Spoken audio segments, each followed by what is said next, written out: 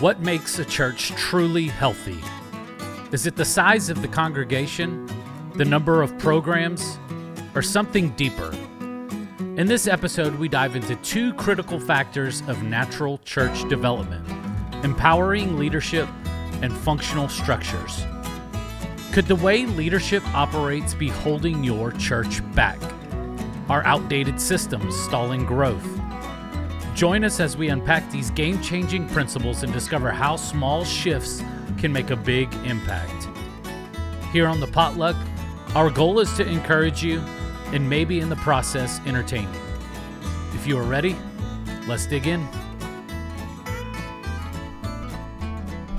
Oh, welcome back to another episode of the Pastor's Potluck Podcast. I like the jacket. You're looking sharp. Ready for this conversation. I am. Continuing our discussion, TED Talk. Yeah. On, you take over. Introduce us. Talking about natural church development. Thank you. I don't know why that tickled me we're so going to start much. getting into the 8 quality characteristics today, and we'll see how far we make it in our time together. But what we want to do with these is really, we gave an introduction to them last week. If you missed last week's episode, we talked about natural church development, which is a program that I'm certified in and can help churches through, but it's also something that we're going to be doing here at Southridge. And really, we're just going to be talking about church health over the next couple of weeks, what that looks like, some of the key characteristics and qualities of a healthy church. And that's what these 8 things are that we're going to be walking through. And we gave brief descriptions last week, but this week we're really going to try to dive deep into them for the next couple of weeks. I think if you're a part of Southridge or any other church and you happen to be listening to this, I think that you'll hear stuff that will help you, challenge you. Maybe if you're not in leadership at your church, but you hear something that maybe might benefit your church, might give you some things to go and talk to your leadership about or to pray about. Or if you're a part of Southridge Church, you might hear things as to why we do what we do, or things that we want to implement and make changes. Because I'll be real open and honest about a lot of these. There's things that I think that we do very well. Yeah, I was about to say even like jumping in and helping out, but also celebrating the things that we do. I think that there's things that we need to improve on as well. I'll be open and honest about that. Like, I think sometimes there's a tendency that we think, well, if somebody is talking about church health, that they must have it all together. Their church must not. It's like, no, there's no perfect churches. We've all got things that we can grow in and learn. And so I'll be open and honest about areas where I feel like, hey, we've got a good example of something that we've done here that's really worked. And then also really open and honest about, hey, we don't have that quite figured out yet. There's other churches that do that better than us.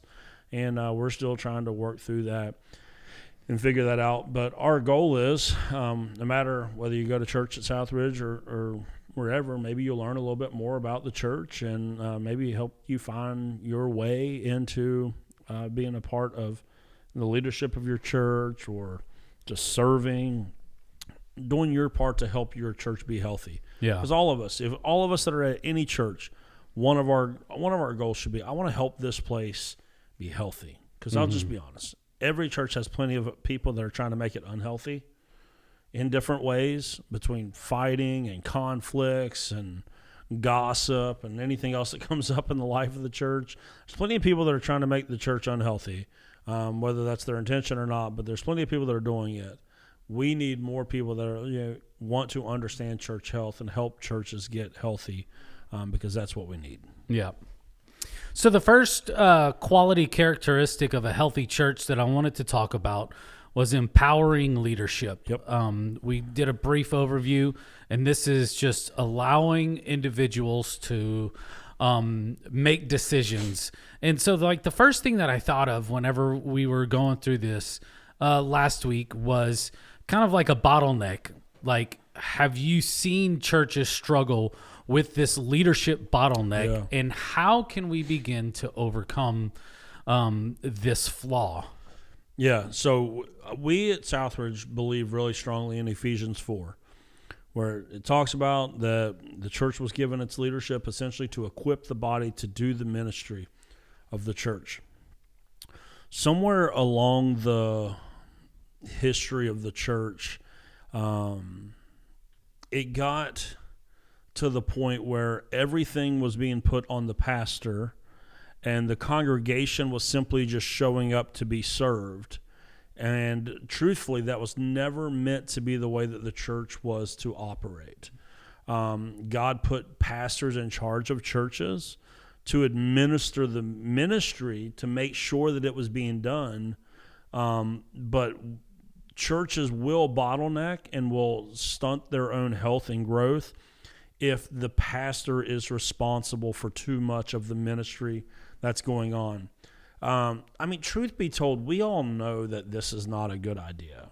Yeah. Right? We know that there's no way that a pastor can get the kids' lesson ready, get the adult Sunday teaching ready, visit the people in the hospital, make sure the church is healthy financially, go to a board meeting,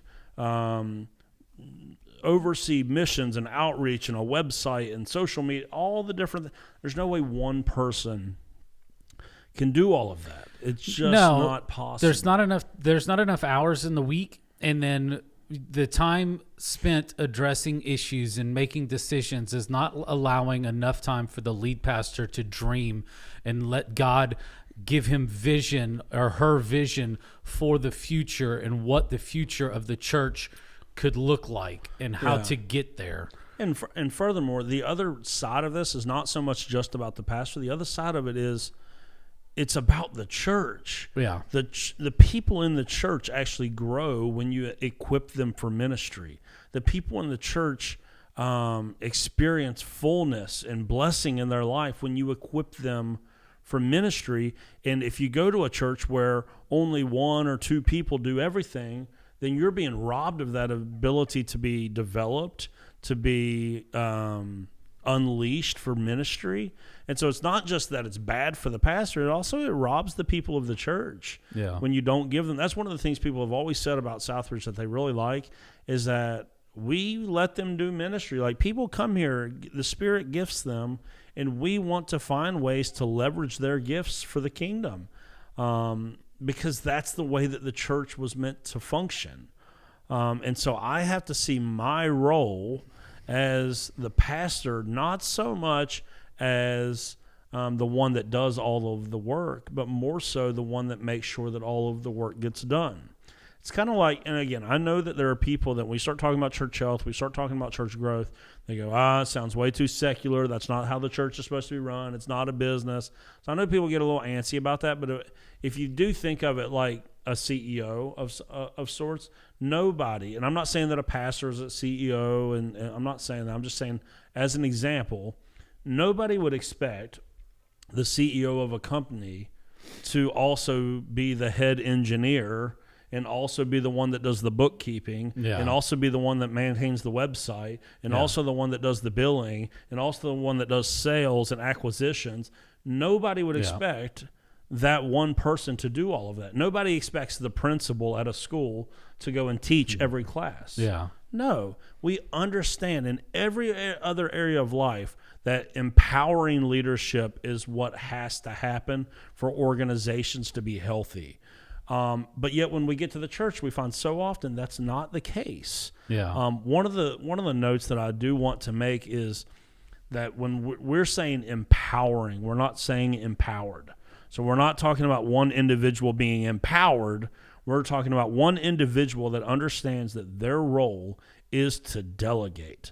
Right? We kind of have this leadership model in a lot of churches. It's almost like the guru type leadership, meaning there's one point person who is seen as the expert at everything, and everything runs through them. And the problem with that is there's not a whole lot of people that are gifted like that can do things in all those different areas. The other problem is, again, it stunts the health and the growth of the church. So we're not really looking so much for guru leaders, people that can stand up and have an answer for everything. We're really looking for leaders that they have things that they're specifically gifted to do, and they are going to delegate, responsibility and authority in other areas to where they can focus on what they uniquely do best. So for me here, and I don't think that it's necessarily always the same for pastors. I think it can be different. For us here at Southridge, my unique contribution to Southridge Church is in leadership and in teaching. Yeah. And for that reason, we have set up our staff responsibilities, our volunteers, how we utilize volunteers. We've set all of that up to free me up to be able to do those two things uniquely. Not that I don't do anything else, but if I have to spend all week long, let's say, cleaning the building. I was just about to say cleaning the facility is it's not above me to do that. Yeah. Or below me to do that. I'm not too good to do that. Our organization has just understood we have people coming on Sunday that need to hear from the Lord. And so we have to make sure that we have unburdened Scott's schedule enough to where he can do that and he can delegate these other things to be done. And truthfully, this has to happen not just on one level. It's not just the leader needs to delegate to the staff, but then each of those staff members have things that they are uniquely gifted to do in their jobs, and then there are things that are within their purview that they're not uniquely gifted to do, that someone else can do just as good as them, and so they need to do what they're uniquely gifted to do, and then they need to delegate to their volunteer teams. Yeah. And then even within the volunteer team, it needs to continue to scale down even more. Okay, so I'm not the lead pastor. I'm not the pastor in charge of my ministry. I'm a high-level volunteer that has been given oversight over certain things. Okay, great. You've been given oversight over certain things. Find out what of that you are uniquely gifted to do, and then find someone else that you can raise up to come alongside of you. And this is how you get more people involved in ministry. And again, that's a blessing to them. Ministry grows us. And I'm not just talking about full-time vocational ministry. When you serve others, it grows you spiritually. There's a spiritual benefit to being involved in ministry. I was just about to ask that question. Like, if it's all bottlenecked, then there's got to be a ceiling or a cap that happens 100%. With spiritual growth. But the more individuals that you bring on, then it allows for this bottleneck to be opened up wide. Yeah. And for God to be able to move in people's lives, and we see them in a tangible, almost like a tangible way, like you can track their spiritual growth. Yeah. You really, truly can. Yeah, there is. Because I've seen both ends of it. Yeah, there's a lid to it. And here's why. If you think of it in this way, if you're part of a congregation where one or two people do all of the work, mm-hmm. you will go and be part of that church and get a lot of input into your life. So you'll be taking in a lot, but you have no outlet by which you can actually process it and take it out, right? So just like anybody that eats far too much and then just sits around on the couch all the time, you become unhealthy. Yeah. That's what happens to churches where there's not an outlet for people to actually go and live out the things that they're learning. They have all sorts of input. They put in all sorts of spiritual calories, but they don't have anywhere that they're going to exercise this thing out. And so there is a lid that happens on the people at that. Like part of our discipleship model here at Southridge is we want people to go and do ministry because we understand it's not just what they hear in the sermon on Sunday. It's how do they go and live that out? And they're much more likely to go live that out in their community if they have a training ground as to where they can live it out here at the church. Mm-hmm. And so that's what it's all about. So we need delegation inside the church. And I know we've always had mixed feelings about this because whenever you're a paid staff member at a church, you always, inevitably, every one of us on this staff here has felt this tension. It goes, well, I feel like I'm the one that should do all of the work just because I'm the one that's paid. Yeah. And it goes, well, what we're actually paying you to do here is to equip people to do the work of ministry so the way they will spiritually grow, the church will get healthy and grow, and more people will meet Jesus. Yeah. That's actually what it is, but it feels like difficult for us because we go like, well, we're the staff member. I feel like I should be the one doing this. And Yeah. it's like, you should be doing something, but you don't have to be doing everything. Yeah. I mean, there's just too much to do for a handful of people to handle it if you're going to do it right. Yeah, I listen to a lot of it's a lot. I listen to a lot of different leadership podcasts, and the one question that comes up whenever people are submitting questions and all of that with any kind of organizational, structural leadership, whatever you want to slap onto the face of this thing, it always comes down to delegation. Delegate, delegate, delegate. Even more so in a church setting, because it is following that the scripture model of Ephesians 4, where we are equipping people. But then also, like I've heard John Maxwell say this. He said, if someone can do it 60% as good as you would do it, they need to have that. Yeah. You know, take the time to teach them and allow them, because where we got to where we were, we had to make so many mistakes, but it gave us a tenacity to always strive to do something more. Yeah.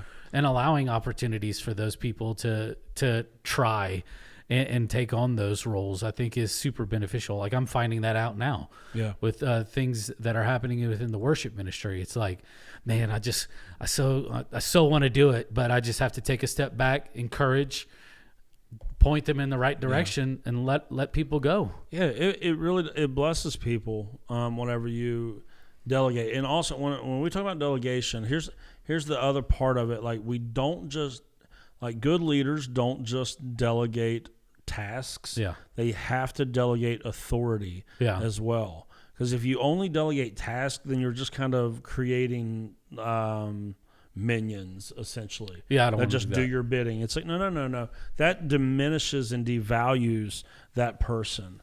When you delegate task and responsibility, but also with authority to take charge, to actually own what it is that's being asked of them. And so it's a very big deal in churches, because they've done a lot of studies. Pastors that are that do the vast majority of the work in a church, the most people that they can normally lead, from what we can tell in the studies, it caps at about 200. Yeah. Churches that have not figured out a good delegation model to get some stuff off of the pastor's plate do not grow past 200. It's really not feasible. Like, if a pastor of a church of 200, if they're still doing all of the hospital visits, well, that's too many people. Mm-hmm. If they're doing all of the care, all of the following up with the congregation, it's too many people. 200 people to be responsible for is a lot of people to be responsible for. But if you had 10 leaders that could disciple and care for 20 people each, that's a drastically different ask. Yeah. And that's how you finally break that 200 barrier, is whenever you do begin to get more leadership in place to be able to handle those people. If you're at 200 and all the ministry is running through one person, those 200 people are not being cared for the way that they should be cared for. And so it would be my belief that I don't know that the Lord's going to continue to send very many more people if the ones that are there are already not being taken care of properly. Yeah. Why would he send more? He needs to know that you can accommodate the people that he's sending your way, mm-hmm. if that's the case. And so this empowering leadership is such a big deal, because it really challenges us, because it sounds so much like secular leadership, but it's really not. It's really biblical. Not. I mean, you see the first instance of this in the story of Moses and Jethro. Moses and Jethro. That's why when people go, well, this sounds like the business, like the marketplace. He goes, have you ever thought just for a second that maybe the marketplace actually sounds a lot like us? Yeah. Like, what do you think came first? This story of Moses and Jethro.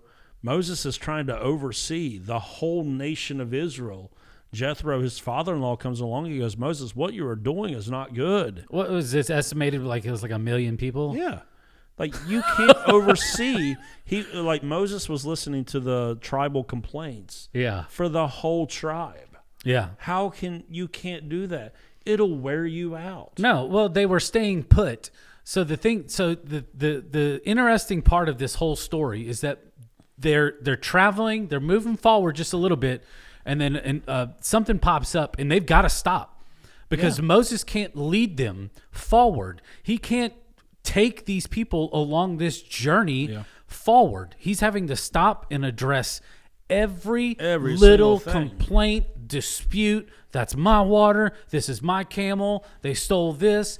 It's just everything that you would imagine would go wrong in that time period with 1 million people out in the middle of a desert. Yeah.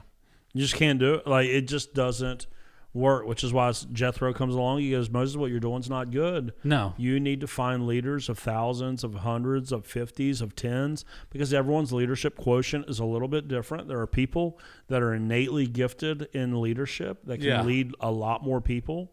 There are some people that can only lead 10 people. And it doesn't matter which one of those you are, and one is not better than the other. They're just different size gifts, really. That's all that it is.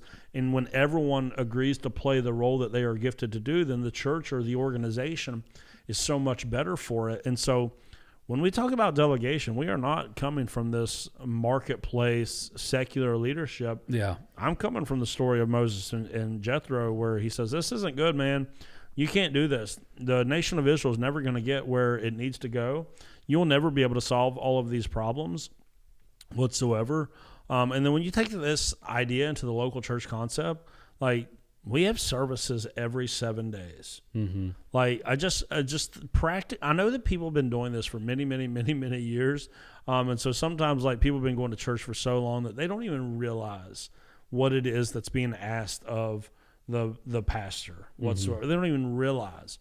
Like, you all are showing up every 7 days for maybe not you personally, but somebody is showing up every 7 days and expects me to have something to say that they have not heard before, that they cannot hear on the internet, and it's every bit as good as the people that they hear on the internet. Yeah. Nobody says that out loud because they would be embarrassed to say that, but let's just be honest. Because the fact that you can go and listen to the best preachers in the world with a click of a button on your phone, that's the pressure that's now been placed on local church pastors.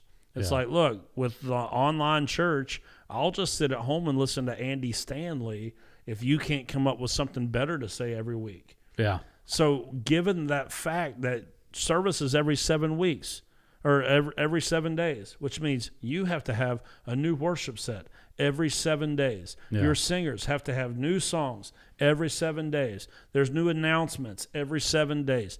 There's new sermon every 7 days. Yeah. I mean, it's so even if you just got rid of even all the big stuff, not even outreach, mission, just every 7 days, we're putting on 2 services. Like, and that's like, if we didn't delegate, we would not be able to keep up with what's being asked of us whatsoever. So it's absolutely necessary if you're ever going to get to being able to move beyond, well, all we do is have Sunday services because that's all that we have time to do because we don't delegate and we don't equip the body to do ministry. Yeah. If you don't ever move, then you'll never get to missions. You'll never get to outreach. You'll never get to going to love on your community because you'll be so caught up with just trying to make sure Sunday happens, which, listen, Sundays are important, but it's not the only thing that we do. Yeah. And so we say it around here a lot.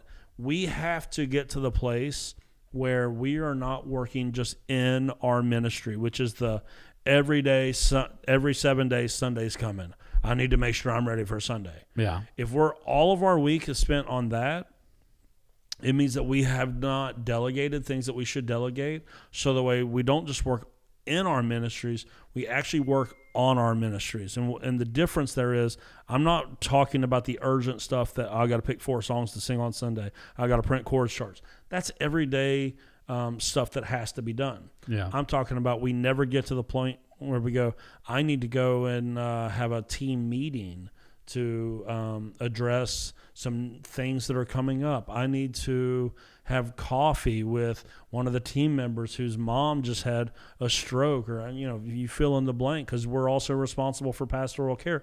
If all we ever do is just take care of what happens every 7 days. We never get to those bigger things. We don't get to think about how are we going to structure this? What are we doing to plan for the future? Like here we are in February, almost March. We've been talking about Easter here at Southridge Church since January. Oh, before then. Oh, actually, yeah, that's right. We started back in probably October when I got back from sabbatical, because special Sundays like Easter, they don't just happen in the blink of an eye. It's the same thing with we've got a new spiritual growth journey about to come out for Galatians, Ephesians, Philippians, and Colossians. Every time we do one of these, people go, I wish that you just keep doing it. Just keep doing it. I go, do you have any idea when you ask us to just continuously put those out? That's 62 videos. That's 62 3-minute talks that our staff put together, went through video shoots, went through video edits, uploaded it to YouTube, made all the email templates to go out, made the text templates, got stuff on Facebook, Instagram, TikTok for 62 days. Yeah. So it's like if we never get to go do stuff like that if we didn't delegate other stuff. And even within that, we're going to delegate some of that stuff so that way we can get working on the next one. Yeah. We will always get more stuff done as a church when we empower other people to do it. And this is so key because you can find places for everyone. I'm working with a church right now on the NCD process, and they were saying the vast majority of their congregation is older folks, and they just can't do the traditional volunteer jobs that we need them to do. Yeah. So they think, well, we're done. We served our time. Now it's time for the younger folks to take care of us. And I go, no, here's the way that you need to think about it. They are right. If they're, in their 80s and on a walker, or they're not going to be a door greeter most likely. Yeah. That doesn't disqualify them from being able to do something. Yeah. So I told them this story about here at Southridge.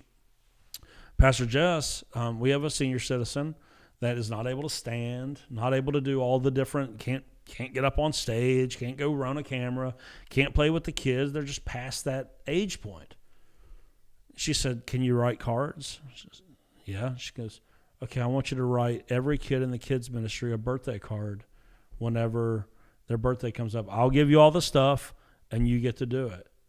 This person that had not yet been able to find a way to volunteer at the church now has a role and a purpose that is blessing her like crazy to do it. So I told this church, I said, just find other stuff that they can do. Make up stuff. Again, because it's not... Think outside the box. It's not about like, oh, well, we got to have someone... No.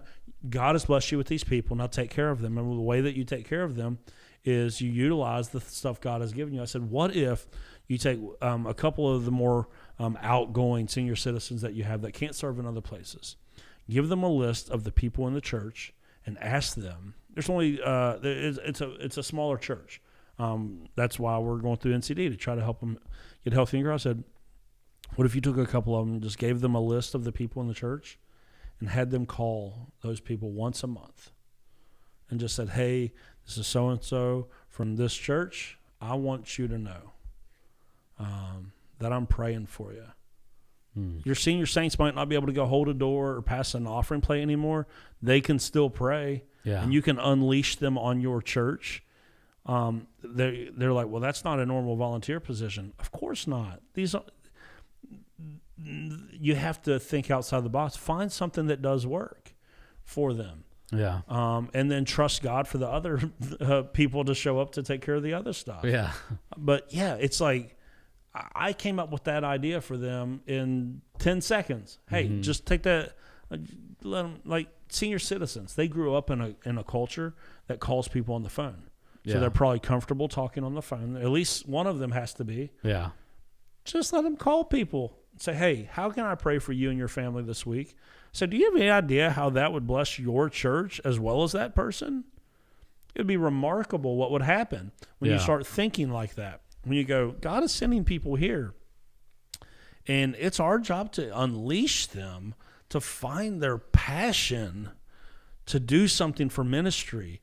And if we are guilty of holding all of the ministry all up in our hands, like we're doing the people God is sending us a disservice. And so we have to empower people to do ministry. Yeah. I'm really, really passionate about this because I didn't understand this early on in ministry. And in a lot of ways, this was very difficult to do for me early on in ministry. But now that I get it, I fight for it because I know what's at stake. I know how important it is. Yeah. You made me feel kind of old there for a second, though, because I'd rather talk to people on the phone. Yes, you would. Yes, you would. One of the things that I found out, too, whenever we've been going over these quality characteristics, it seems like it would be complementary, but it's like it's equally as important because, like, we saw that, these represent like a stave of a barrel. And so each one has to be equal in strength for the barrel to be filled up. Because if one is not functioning at the level that it needs to be, then the barrel is not being able to stay filled. There's a leak. The integrity of the barrel is in question. Yeah. And so one of the ones that like it goes hand in hand with this empowering leadership is functional structures. Yeah. And so what are some examples of church structures that help rather than hinder growth? Yeah. So I am a big proponent of what is called a staff-led church. For me, I think that this is the biblical model of church governance, although I will not die on that hill and go, everyone should do this. I just think that staff-led, meaning the pastor that God placed in charge of the church actually has the freedom to run the church, is the way that the church should be ran. I don't say that because that happens to be me. I say that because in the scriptures, God places the pastor to be in charge, to be the overseer of the congregation. And a lot of the churches that we probably grew up in, or at least know of, they are all ran by a board that the pastor is an employee of the church board. And so the church board gets to tell the pastor how to run the church. Yeah. And you go, well, God placed that pastor in charge of that church. So it seems odd that you're taking 4 or 5 people that are not called to full-time vocational ministry. And then honestly, in a lot of churches, especially small, struggling churches, you're taking whatever person raises their hand to join the board, whether that person is all in Christian or not. You're taking whatever, and you're going to tell me that those people are going to treat the pastor like an employee and tell him how to do his job, how to run the church. And this is what happens is you get that board telling a pastor, this is how things have to be. They are sitting there just to protect their own personal interests and their own personal preferences. And the pastor never gets the opportunity to lead the church where God wants them to go, which is why I'm such a proponent of the style of church that we are, which is a staff-led church, where I am held accountable by a group of elders. I don't think there are churches that are staff-led that do not have an oversight board, that nobody holds the pastor accountable. They do whatever they want. Or if they do have an oversight board, it's like a bunch of yes men and women just sitting around to rubber stamp. No. I'm not a fan of that. I do think everyone in leadership needs accountability as well. So I am the lead pastor. I am in charge of the overall direction and decisions of the church, but I am held accountable by our elder board, which I meet with monthly. We look at the finances. We look at we're talking mission, vision, values. What are you all doing? Is there anything that needs to be talked about? If I start leading the church in a way that is inconsistent with the bylaws of the church, the beliefs of the church, or anything like that, then there is a governing structure that steps in and goes, no, sorry, you cannot do that. Yeah. So it's not like I have free reign, but I don't have to fight with someone to go, hey, we want to paint this door black. Or when it came to when we were going through the remodeling process, I was able to go, hey, there's 2 interior designers that attend our church. I'm going to ask them to tell us what we need rather than ask the board what we need. And they're like, yeah, you choose the flooring, you choose the paint, just get it done. We want to move fast. Yeah. Now I'm a very collaborative leader when it comes to our elder board. So I don't make decisions that I don't get their opinion and approval on. Yeah. I will, if they have, I have purposely put our board together in a way that I do not have all yes men and women sitting around the table. Yeah. I have personally done that because I want people that will push back. And so for like when they do push back, if they ever think maybe, hey, I'm not on board with that. I actually submit to that, even though I don't have to. Yeah. Like when it comes to certain things, like if they're not holding me accountable for mission, vision, values, or finances, but if it's like, hey, I want to do this, and they go, we don't think that's a good idea. In my role, I actually have the ability and the power to do so, but I won't do that whatsoever. Like a couple of years ago, I wanted to cancel service on the last Sunday of the year, just to give people a break. I thought that was a good thing to do. Yeah. Our elder board said, no, we think that right around the holidays, we get that you're busy. You've got a lot going on with your family, but there's other people that don't have a lot going on during the holidays. They need a place where they can come and gather. So we would prefer you all have in-person services that day. I said, okay, it's not what I wanted. It's not what I think is even best. But because you all said so, I'm going to go with you on that. Yeah. So I'm very collaborative in that way, and this is the way that I think the church should run. I am not against having committees and boards and things like that, because I have established committees and boards here at Southridge. They just don't have decision-making power in the way that like formal church boards do. Yeah. So like I have a committee here that is over the building and grounds. They have the approval to research projects, this and that. They go and do all the groundwork of getting quotes and figuring out, hey, this thing is leaking. We need to fix this toilet. We need to fix these flower beds. Yeah. They'll come to me, hey, how do you want to address this? I'll give them my ideas, my decisions, and then I'll set them free with it. Yeah. So they don't have like just carte blanche authority, but they do have some authority in that. But it's not a formal board in that way. So do you see how like there's like, I think that we will find this in every single one. It is super complementary. Completely. Like if you had to stack one in a straight line. Yeah. The first one would be complementary to the second one. The second one would be complementary to the first one. The second and the third would be complementary to each other until you go around to this full circle. Like you can't pick and choose what you want that you think is necessary for your church to be healthy. No. No, that's why we said these are symbiotic principles, meaning that when one of them gets healthy, they all get healthy. It's because there is so much overlap with them. You can see how functional structures are sometimes the reason why leaders are not able to do the empowering that they need to do. Well, let me ask you this. How can churches identify when their systems or traditions are holding them back? I would say that's a good one. It is really good. Look at the pain points that you have in your organization and see if they are there because of a structure issue.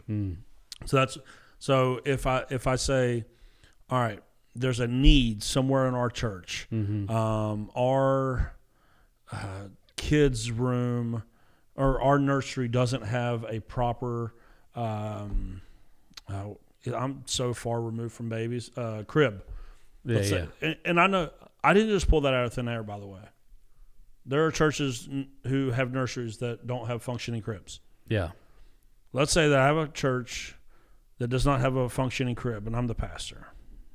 You know, in certain board structures, we would have to have a board meeting about buying a crib. We would have to then go to the congregation to vote to spend the money to buy the crib. Which could take upwards of a month to 2 months to buy a crib. How many Sundays have to go by that babies are not able to lay in a crib in your church because you cannot make a decision on that? That's how you figure out if you have a functional structure issue or not.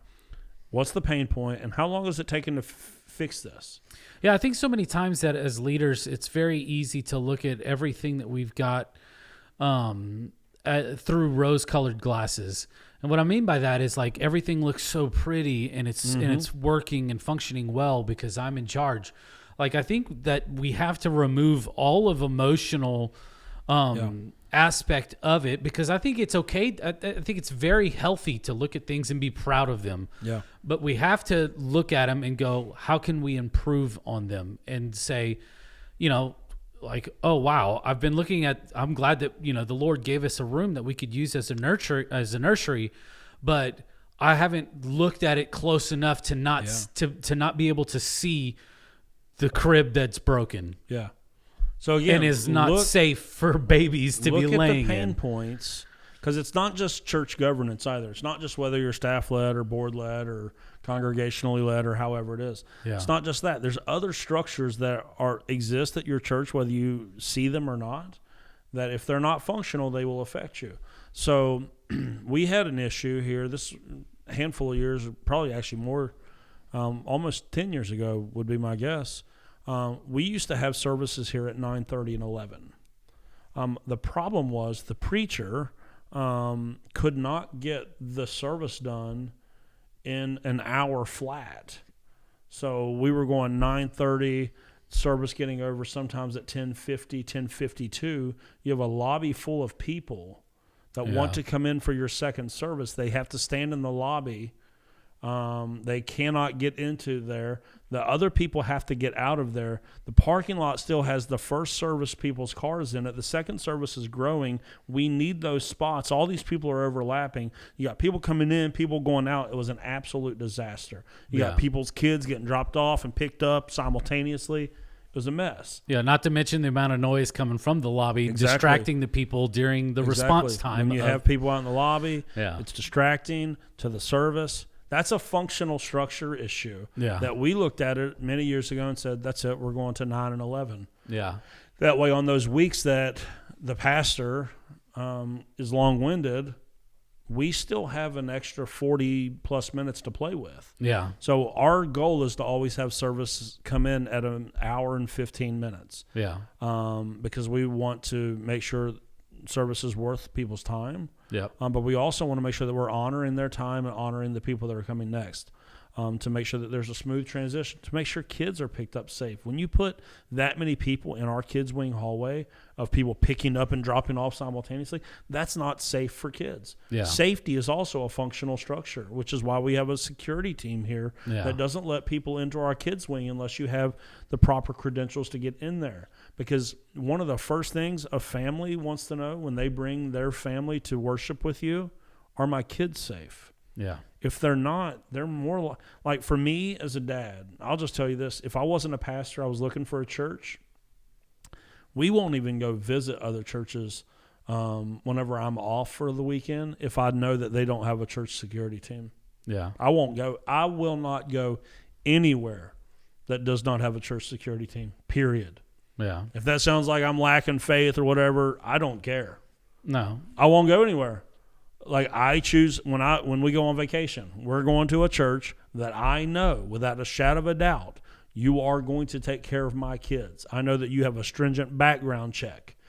You have cops in your lobby, most likely. Those are the churches that I'm choosing. Yeah. That's not a step that we've taken here yet, but it's definitely on the table in the future. Yeah, I mean, it's just like asking some random person just to watch your kids or somebody who's qualified to take care of and, like you said, protect and nurture a kid. Like, we're not just going to go up to some random stranger and just say, here's my kids, have fun. It's a functional structure issue. Yeah. People have to feel safe, which is, if you don't have background checks instituted in your family ministries, that's a functional structure issue that has to be fixed. Yeah. There's other things like your building. So we had an issue here once. The way that this building is laid out, the original part of it was built in 2001, and then we added our kids' wing and the cafe. Well, when they added that extra hallway of the kids' wing where the E-zone is at, that added a new egress out to the parking lot. Yeah. So there's a new door that's going in there, but that's right in the heart of our kids' wing. Yeah. So when I first got here to Southridge Church, they were using that as a main entrance. Yeah. Everyone was walking into this church, passing right by all the kids' rooms that did not have any business being down there. Yeah. So one of the changes that we made in the last 10 years is we put signs on that door. Even though I get it, it makes more sense when you park in our main lot to walk in that door. Yeah.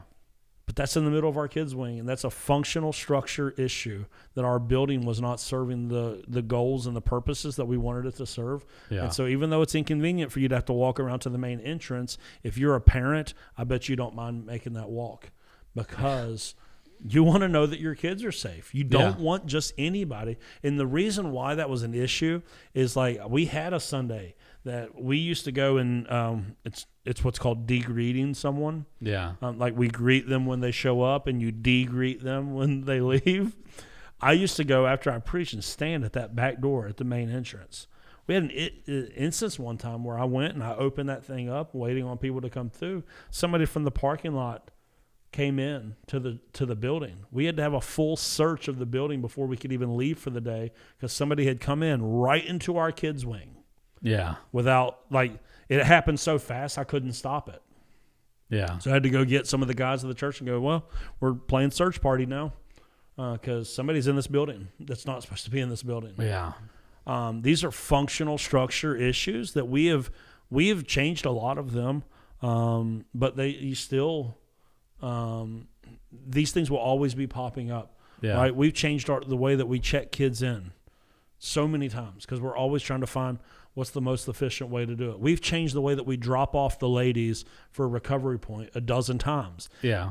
And it's always because we're trying to find the most efficient way that blesses them, blesses the church, takes care of them properly, takes care of the church properly. So these are functional structure issues. And so if you're not evaluating these sorts of things, it's no wonder that there's probably blind spots that you have in regards to the way that your church is functioning that you don't even know about. Like functional structure issue, your finances. Do you have a good grasp on where the money of the church is going? Yeah. Or like when you got hired as the pastor or you came onto the board, everything's just been like this for so many years that you just leave it like that. And maybe you don't even realize that you're sending money to missionaries that no longer share your mission and vision of your church. Yeah. And so that's a functional structure issue when you're going, the way that we spend our money as a church needs to come into alignment with our mission, vision, and values and not just, well, we've always done it that way. Yeah. So functional structures, they pop up everywhere. Yeah. Absolutely everywhere. We added a bathroom here over in our cafe. That bathroom that's in our cafe used to be a storage closet. Yeah. Pastor Michael and I added that. Why? We have inadequate bathroom facilities for a church that sometimes runs upwards of 450 people, and on Easter, upwards of 700 to 800. Yeah. We only have 2 men's toilets. Yeah. That's not a lot of toilets for 400 people coming on a weekend. Yeah. So we added a bathroom. It wasn't the best fix, but it was something like we can at least offer that up. Yeah. So these sorts of things, parking spaces, we've been fighting this battle forever. We still don't have a good fix for it. No, I mean, since we've been here, we've talked about so many different plans and opportunities. And then we think that we've got something set in stone, and then something else like a state line or some city ordinance. Oh, you can't do that. And you're like, we don't know how we're going to fix it. You're like, what do you mean we don't own that piece of property? We've been mowing it. Yeah. So so your parking spaces. I was working with a church a couple of weeks ago. They're a new church plant. And they were talking about they were having parking issues because they're doing very well as a church plant. Yeah. Having parking issues. They said, we have this piece of property that people can park on, but people don't know that it is property of the church for them to park on. And so sometimes like one car will pull in and will block the whole lot. Yeah. Because nobody knows. I said, well, that's simple. Paint some lines. Even if it's just grass, paint some lines. Make some, find some way to mark off the spaces, get some cones, and then get a sign that says, this is our church parking lot. Yeah. Right? I said, are there any signs on the property for people to know that it's a parking lot? No. I said, well, how would people know that it belongs to you and that it's meant to be used for parking? They're like, that's a great idea. We can get some signs. Yeah. Like, I know, sometimes it does feel like very, like, oh my gosh, how did we never see that? And I'll tell you this much. The reason why I'm able to help these other churches so much is because it's easier to see this at other people's churches. Because, like, you could easily turn all of this around on me and go, somebody somewhere else has these same thoughts about our church that I'm unable to see. Yeah, because I know it. In the last episode, you'd mentioned that we're going to be going through this, maybe towards the end of summer, beginning of fall. Yeah. And we're having someone that doesn't come to the church, but that is qualified to do the NCD assessment and kind of coach us along and where we can improve these things. I'm kind of curious, like, what they're going to say, because, we're here. We're here all the time. We're here Sunday, Monday, Tuesday, Wednesday, Thursday. We have Friday, Saturday off, but we find ourselves a lot of times up here on a Friday or a Saturday. So we're here a lot. Our consistency actually makes things less noticeable to us and makes them less painful for us, which is why it's easy for me to coach other churches and go, well, obviously you need to put a sign up. It wasn't obvious to them, and that's not like a derogatory statement to them. That's so constant for them, whereas I tell the story all the time. Michael and I one time were interviewing a youth pastor. He came in town. This was back before Pastor Andy came on staff. He comes in town, and we're showing him the building and all of this, and we sit down to start our interview, and we give him an opportunity to ask questions, and he says, I would like to know how serious you all are about maintaining your facilities. I was like, well, that seems like a odd question for you to put us on the, grill us during your interview. Yeah. And I was like, we take this serious. Like, our first impression is everything. This is the things our people see when they first show up. Like, we're giving them this big spiel that we're used to telling everybody, man, everybody only has one first Sunday. You got to make a good first impression. The building has to be in pristine shape, on and on and on. And he goes, okay, well, I was just wondering, because do you know that on your front door you are missing one of the door handles on the main entrance of your church? I said, what? I said, I've been at this church for 7 or 8 years. There's no way we are missing a door handle on our main entrance. He said, get up and go look at it. Yeah. I walk out there. From the time that I was at this church, that door never had a handle on it. Yeah. And I never saw it. Ever. So that's why it's easy for me to diagnose what other churches need to do, but we have blind spots as a church, which is why, like, when people from our church, even, they see it, they come up and they give us feedback. I know not everyone welcomes feedback like that. I love it because I go, I didn't see that. Yeah. I didn't know it because I'm up here all the time. Like, if a light bulb goes out, I'm probably not going to notice it because I'm up here all the time. Yeah. So I need someone else to go, hey, did you notice that light bulb is out? I go, there it is. Yeah. So when it comes to our structures, we probably need help from the outside to identify those, but you can find your pain points and figure out, is this something that we can easily move around, or is it something that there's a structure in place that has to be reformed? Yeah. That's what it really comes down to. So that's how you know the difference. Yeah. Back to the original question. That's how you know. Yeah. So on the next episode, we're going to tackle another 2 of these quality characteristics of a healthy church and continue to break them down a little bit. I hope that people that listen to this kind of get an appreciation for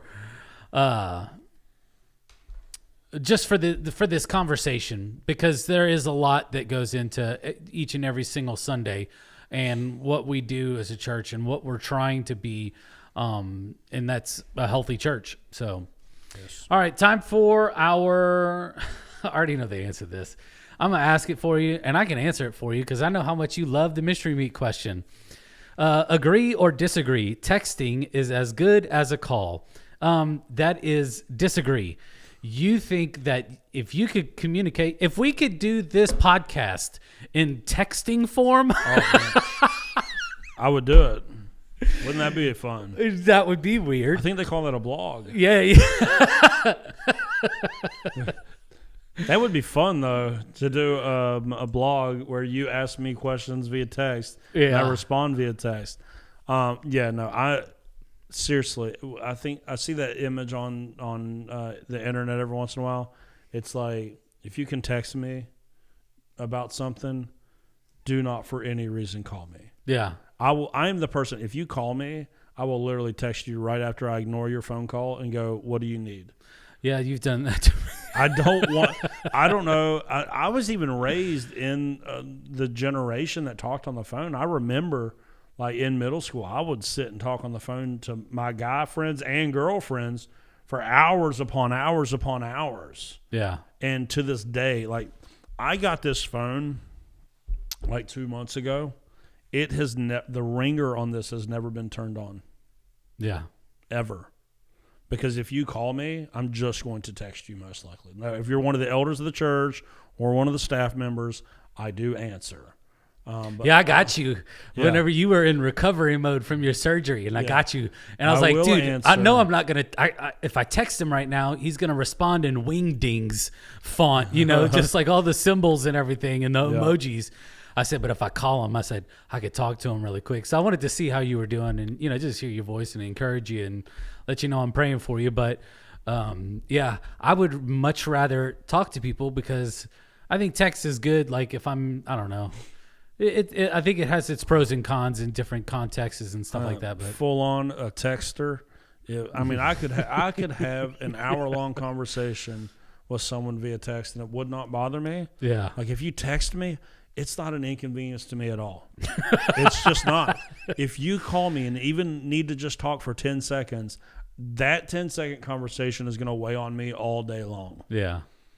But like if you text me like, hey, like now every once in a while, I will say somebody might text me a complex Bible question. I'll go, well, this isn't going to make much sense via text. Yeah. Let me give you a call. And I don't get the wrong idea about me. I talk to people on the phone from the church for church purposes. No, but if you're going to shoot the breeze, text. Yeah, if you're calling me, I have one person in my life that I talk to on the phone, and it's not my wife. Yeah. It's when I'm traveling, for whatever reason, me and Megan do not call each other on the phone. Yeah.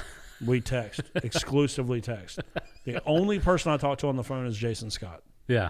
And I mean, me and him, we will talk for...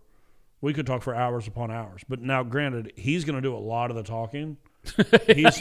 He's more talkative than me. But I enjoy the conversation with him.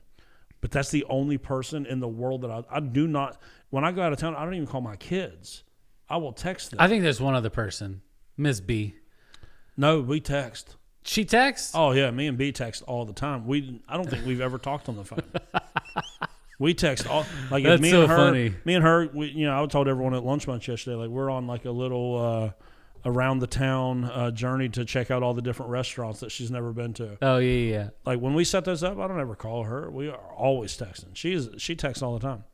No, yeah, I'm not joking. Jason Scott is the only person I talk to on the phone. I think the only person I ever text is my wife, and the only person I ever talk to on the phone is my wife. Not unless I get I'm calling to check in on somebody, or I get a lot of people that want to talk to me, and I'll answer the phone, give them some whatever they're looking for. Hey, I got this. If you've ever talked to me on the phone, you can tell why it's preferable to text me. It's pretty bad. Even though I used to be able to talk on the phone for hours at end with my friends, I have fully lost that gift. I get on the phone like if I ever have to make a phone call for like business purposes. I don't mean like church business. I mean like I'm taking care of business for my family. Yeah. Like I got to call the doctor's office to get a change an appointment or something. Like if I'm in the car with Megan, she will lose it. Yeah, watching me try to stumble. Like I speak for a living. I get on a phone. I'm like, I was calling to. It's the worst thing you've ever seen in your life. Yeah. Or if I got a call like to pay a medical bill or something, it's like when I get off the phone, like she looks like, have you ever talked to a person in your life? What was that? See, I've got issues with some things like that too. Like if Erica says, hey, I need you to call this and blah, blah, blah. I'm going, okay, what is the purpose of this phone call? Tell me what I need to ask them. What information do you need me to find out? And let me write that down so I can follow this script. Yes. Because my idea of getting this done is completely different from yours. And so like I don't mind getting on the phone and trying to figure that out, but you've got to set me up for success, because if you ask me to just say, hey, call this and make this appointment for so-and-so, and then I say, hey, it's done, and you go, well, what did you find out about this and that and that and this and that? I'm going, no, that's not what you told me to do. Yeah, I beg Megan, when if we got to call our home warranty, it's going to be her to call. Yeah. Until things get really bad. Well, then when things get really bad, once I'm upset about something, I'm pretty good on the phone. Like, all right, we're going to get something done now. But like a couple weeks ago, it was like we needed an oil change on our car. I said, will you please call? Like, I just please call them. I just don't. I don't know. I just shrink. Yeah. When I'm on the phone, I feel like I lose the ability to speak and think, and I get overwhelmed. Like, I've got to make a phone call this afternoon. I'm already thinking about sending an email. I get over. You know, we do this. We do the dump every Monday, which, for those that don't know our terminology, that is a meeting that we discuss the weekend and find out who's going to reach out to different people in the church and things. If I ever get assigned a phone call, oh man, I'm telling you, I get stressed beyond belief. Yeah. I would be more nervous to make a phone call to someone on a Monday morning from my office that no one else will ever hear than I would be to get up and speak in front of 10,000 people. Yeah. It would not bother me at all. For my job with the State Church of God, our boss makes us do calls to lists of pastors around the state. Dude, I'm telling you, it makes me want to quit my job because I'm that awkward on the phone. I'm praying for a voicemail. Every time I call, I'm like, please, Lord, let me get their voicemail. Please let me get their voicemail. Because whenever they do answer, I'll be like, yeah, hi. This is. I'm like, do you ever just say, hey, don't bother calling me back. Just reach out to me via email. I would say, hey, if you're interested in this, please shoot me an email or a text. Be happy to help you. I can leave a good voicemail. Yeah. But if that person answers, you're going to get the most awkward version of a phone call that you've ever had, and be like, this guy talks for a living? Yeah. Really? Well, I hope you enjoyed this conversation, this continued conversation on natural church development. We're going to be picking it up next week, so we hope to see you then. But enjoy the weekend. Have a great Friday, Saturday, and we'll see you next Friday for another episode of the Pastor's Potluck Podcast. Thank you so much for listening in with us today. We really appreciate it. If you haven't done so already, go ahead and hit that subscribe button. You can also follow us on social media, on Facebook, Instagram. And you can also watch the video version of this on YouTube as well. All you have to do is search up the Pastor's Potluck Podcast. From all of us here, we want to say thank you, and we'll see you next week.